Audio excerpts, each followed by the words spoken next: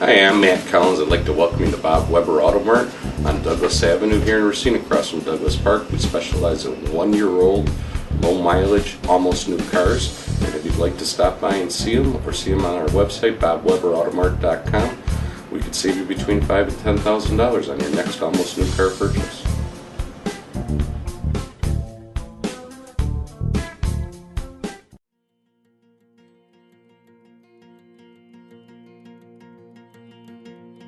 I'm Michael Burke, and this is Money Talks.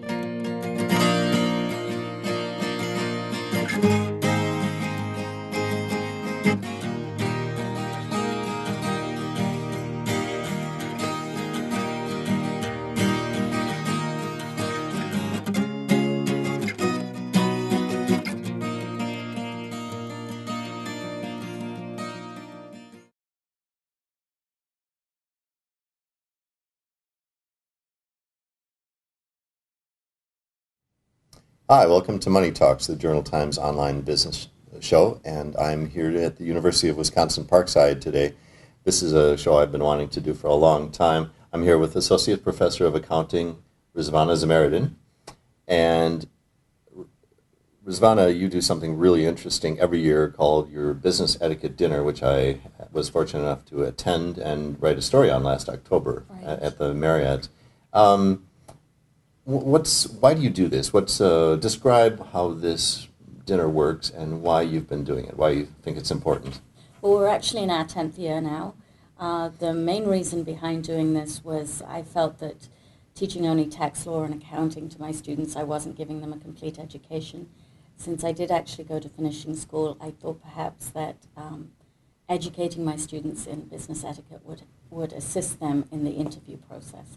And it just sort of took on a life of its own, and we're in our 10th year now.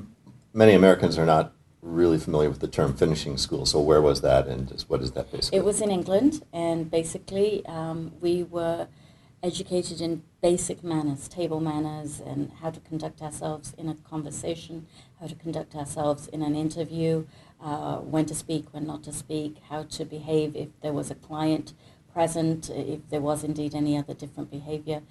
We just sort of learned how to conduct ourselves in business.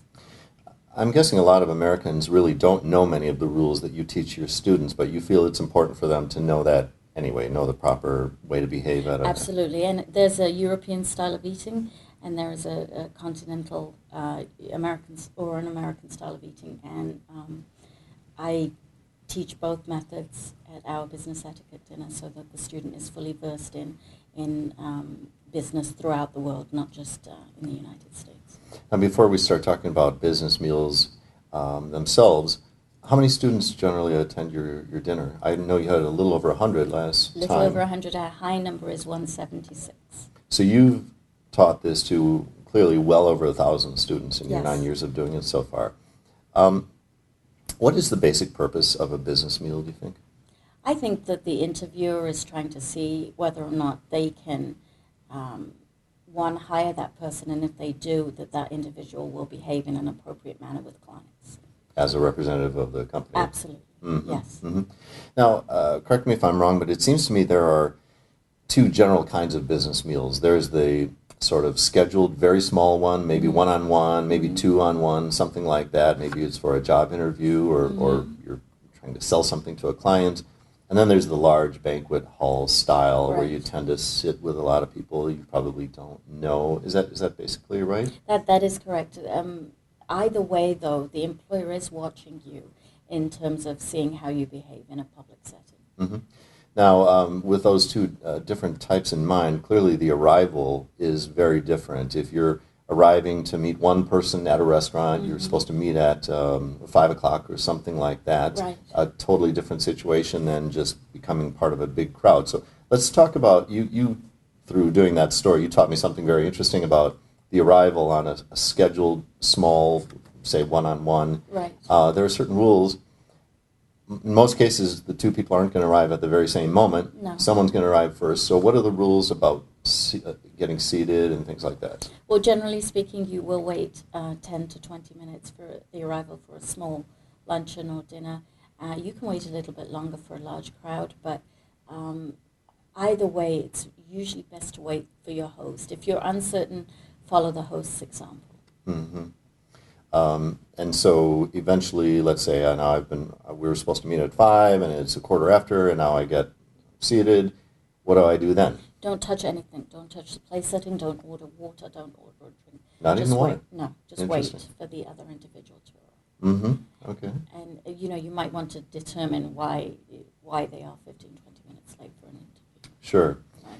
Now, talk about behavior in the other kind of setting, the large, banquet hall type. You arrive, and what are the rules of engagement there until they call you all to sit down? Right. Well, usually there's an area where you can sit and chat and have a drink or two with a client.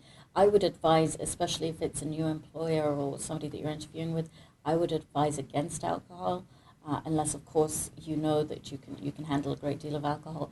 Even so, just to be safe, I would stick with non-alcoholic beverages, and then mingle with the people for about 20, 30 minutes outside. Then they will call you in for dinner, and it's usually assigned seating. Okay, so now picture this, for example, in the Marriott, there are round tables, so you have a certain number of people, I don't know what it is, 8 or 10 or something like that at a table. You sit down. What are the sort of rules of courtesy or etiquette at that point until the food starts coming? You usually follow the senior most person at the table, meaning senior in That would be me in most cases. Well, in terms of senior within the company. Okay. Usually if you're a new hire, they're not going to, they will assign you somebody to sit with, and it will probably be a senior associate or a partner of the same firm. So you would probably follow the rule of, the lead rather, of the senior most person at the table. In terms of when to start eating, or in terms of in terms of when you would put the napkin down on your lap immediately, and then you would wait for the food to be served. Usually in those large banquets, it's not going to be a buffet. It will likely be a sit-down dinner. Then in that case, if it is a sit-down dinner, you just wait for the waiter to come around and take your order. But don't start eating until everybody on the table has gotten their meal. They set bread in front of me. What do I do with that? With the bread in front of you, well, you offer to the left, but you pass to the right. And generally speaking, you don't take the bread first if you're the person that's lifting the basket. So what you would do is you would lift the basket, offer to the I say right, and pass to the left. I think you said offer to the left and pass to the right. That's what I meant to say. Yeah, offer to the left, pass to the right, and then once it's made its way all the way around the table, then you take the bread.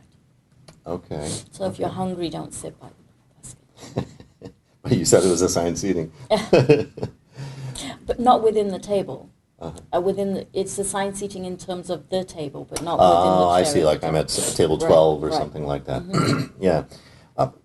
Before we continue with the meal, what about just general conversation? Because, I've sometimes wondered, should everybody participate in the same conversation? Should you try to talk to people across who may be several feet away, and then it starts getting kind of loud and clattery, and it's... Well, always introduce yourself to the person to the right and to the left of you. And if they've brought their spouse or their significant other, introduce yourself to that individual as well. They will usually introduce you to the person next to them. Sometimes the senior-most person on the table takes a lead and sort of goes around the table, but you can limit your conversation to the person to the right of you and to the left of you. Usually you will be seated next to somebody you don't know in the company. Sure. So now the meal has started, and what are some of the things to keep in mind, just as the salad arrives or as the bread arrives? Well, try not to get too nervous. Start basically from the outside in. Your knife is going to be on your right-hand side, and your forks will be on your left-hand side. Your forks for your salad will be the outermost fork, and you'll be able to tell a salad fork or a dessert fork because it's shorter than a dinner fork. You will start with that. Basically, don't, and I've said this before, don't make a fist around the utensil. Just sort of hold the utensil, almost like an L shape. You would hold. Do you want to demonstrate? Sure, absolutely. You would hold the knife in the palm of your hand like this, and you almost like an L shape.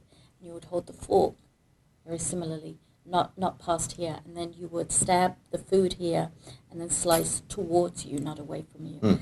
Never trying to be offensive in any way to anybody else. Oh. So what you certainly don't want to do is this, and I've seen this before where people will stab. Oh. Okay, so never do that. If you are a left-handed eater, as I am, meaning I can't really hold the knife in my right hand, just discreetly switch them out because they're not going to lay the table in an opposite manner. Mm-hmm. So, and there's two styles of eating. Basically, there's the continental style, and then we have the American style of eating. The continental style, I think, is the easiest because simply you do not put your utensils down. So you would secure the food that way, pull the fork towards you, cut the food, and then put the food in your mouth. Now, the American style of eating, what you do is you cut the food into bite-sized pieces. You lay the knife with the edge, serrated edge facing inwards down, and you switch hands, and then you use the right hand, and you keep doing that every time. So I think that the American style is a little harder to remember, especially if you're already nervous that you're at a job interview and then you're trying to keep everything straight. So, I mean, that's the basic way. If a person is not familiar with the continental or comfortable with the continental style, so they're using the American style, should you ever cut more than one piece? You can cut 2 or 3 pieces at a time. Okay. Yeah, not the whole thing. So now, when you finish a given dish, how do you indicate that I've had enough salad, I don't intend to finish it, or something like that? Sure. You put the knife and fork in this way here, with the tines facing downwards. Okay. And the On the plate? serrated on the plate, and the serrated edge of the knife facing inwards, and then you simply do this, and then they know to pick up the plate. The wait staff will know to pick up your plate. Will you run out of knives, or will there be enough? No, they will bring another knife with the entree, especially if you order steak. They'll bring a knife that's serrated, that's sharper. Sure. You know, one thing, just backing up a step, that I've seen in a banquet situation that I found confusing is it's a crowded table, and there's a water glass to my left and a water glass to my right, and they seem equidistant from me, and I'm not sure which one is mine. It's liquids to the right and then solids to the left. Liquids to the right. Is there any kind of memory device you've ever come up with? The memory device I came up with is rather silly because it's inverted. I remember liquids left, and then it's the opposite. Okay. Okay. So that's the only way I can remember it myself. Yeah. What are some other things that you teach your students as this? Because you take them through every course, and they're learning while doing during your meals. What are some of the other things you tell them as this meal is going along? Things they should know. Good manners should never supersede kindness. If you're finding that the other person is getting rather frustrated or is unable to use their utensils properly. And this has happened to me before. I've seen this where an individual was struggling with peas on a plate, and I noticed that they were doing that, so I simply put my knife and fork down and picked up my spoon and started eating my peas with my spoon. Oh, is that right? Because just so that they didn't feel uncomfortable. You know, I'm glad you mentioned that, peas on a plate. What is the best way to eat peas on a plate? Well, I would still stick with the continental style because it's easier. But again, remember, I'm a left-handed eater, so my knife is in my left hand. Okay. But I would simply either push the peas up against here. It's helpful if you have mashed potato or something that sort of moves it along. But if not, you can actually just turn the fork, hold this way, push it on here, and then eat this way. So you can manage. And if you think it's something that's too tricky to eat or too difficult to eat, don't eat it. Yeah. Let's say you think you can handle the peas, and one, God forbid, just slips off the fork, bounces, hits your lap, whatever. What do you do in a case like that, where you just sort of stumble? Well, hopefully nobody else notices. We all stumble. We're human beings. We make mistakes. Hopefully nobody else stumbles. If you drop your utensil, you can signal to the waiter to help you, and he or she will bring you a new one. Don't attempt to get it yourself. Oh, okay. Just because it doesn't look good to be diving under the table. It sort of looks a little inappropriate. Yeah. I know that during your meals you touch on, I think the term you use is difficult to eat foods or something like that. Right. Talk about some of those. What some of those are, and what your advice would be. I still have a hard time with the spaghetti, and ribs would be a difficult to eat Oh, food yeah. because people eat them often with their hands. I actually avoid ribs in any Right. kind of... Lobster is difficult to eat food, but at the nicer restaurants, they do actually take the shell off for you, Oh. and then you can just cut it as if you would cut fish. Mm-hmm. But I would steer away. I would not order the most expensive thing on the menu, but I wouldn't order the least expensive thing either. Okay. Why wouldn't you order a very inexpensive thing on the menu? Well, I mean, it depends. If you really, that's what you want to eat and you really enjoy that, then Okay. go ahead and do that. Because oftentimes I like to order an appetizer as my entree, which is a little odd. But for an interview, I wouldn't do that. Mm-hmm. Mm-hmm. You mentioned spaghetti. Let's say you have no choice, and you're served spaghetti. Do you do the twirling method? You or have, not? for spaghetti, you will have a spoon and a fork, not a knife and a fork. Spoon substitutes in place of the knife, so you would have, it would be a larger spoon. It would be bigger than a dessert spoon, bigger than a teaspoon, a dining spoon. And you would use the spoon as if you were using the knife. So as you would hold in, you would pull the pasta in here and slide it onto the spoon. Turn the pasta the best you can. What I like to do, because I'm not very good at eating it, is I'll try to cut it with the side of the spoon, if I can. Then only raise the fork up, leave the spoon down, and then raise it to your mouth. You just reminded me with the spoon of something else you teach, and that is soup. Soup Yes. has its own rules, and I know there's at least one that's pretty interesting. What do you advise when you're eating soup? Soup, if you can order a chilled soup, that's even better because you're less, there's not going to be any drama in case you spill any of it. But if you order a hot soup, the soup spoon is going to be round at the top, and then the handle will be slightly longer. The rule with soup is you don't blow on your soup, you don't crumble crackers in your soup. If it's a hot soup, actually, technically, for an appetizer or for a starting course, if it is a hot starting course, you can actually stop before everybody else gets there. But I think that if it's a job interview, I would just to be completely safe, I would wait and exhibit good manners. But for a soup, you pick up the spoon, and then when you pick up the spoon, you always spoon away from you, just in case the food is hot, you don't want to spill it on yourself.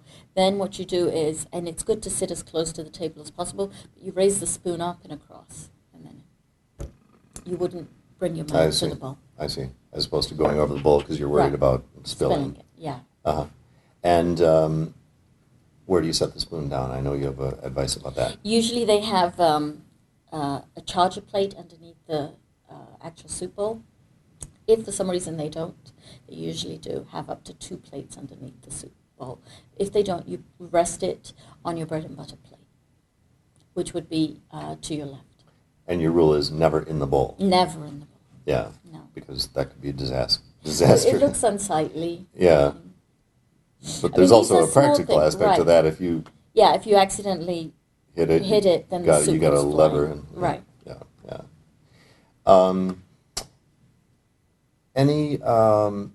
Let's think again about this sort of job interview, and you've been giving some advice about what to order, what not to order, avoiding alcohol, waiting for your host's cues. Is there anything that you, as you're sort of wrapping up the meal, you're starting to feel full, what's your advice at that point? What should you be thinking about? Just by that time, you're just in the conversation, or I think that you're in the conversation. I would always be gracious and thank my host, even if the meal is not what you would have hoped it was. I would be gracious and say thank you. Don't ask to take any leftovers. I was actually at an interview, and the lady I interviewed not only took leftovers, she ordered a second entree to take for her husband. Oh. So. I'm sure that went over well. Yeah.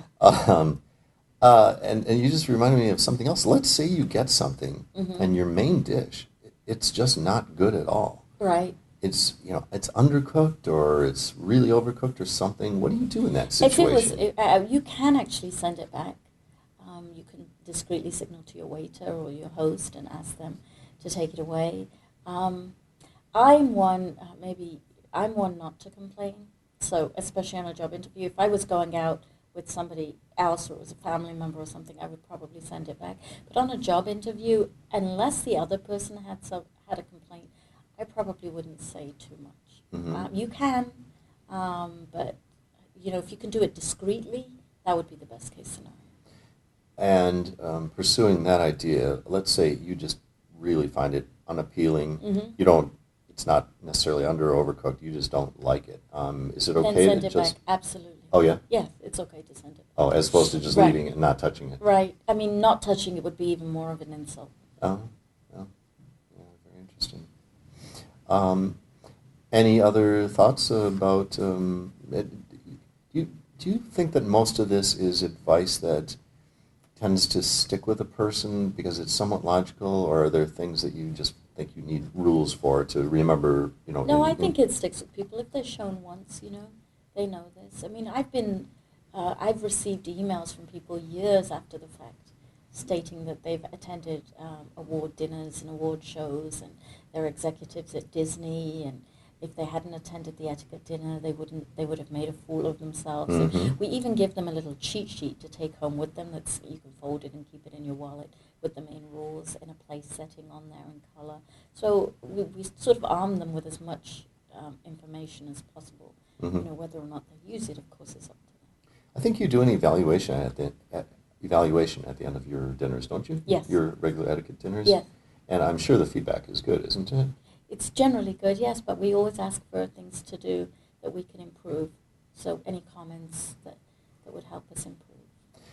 Do just your own students tend to attend these, or do you somehow get the word out that any business It's students? all over campus. It's usually all business students, and then sometimes we fill up with business students.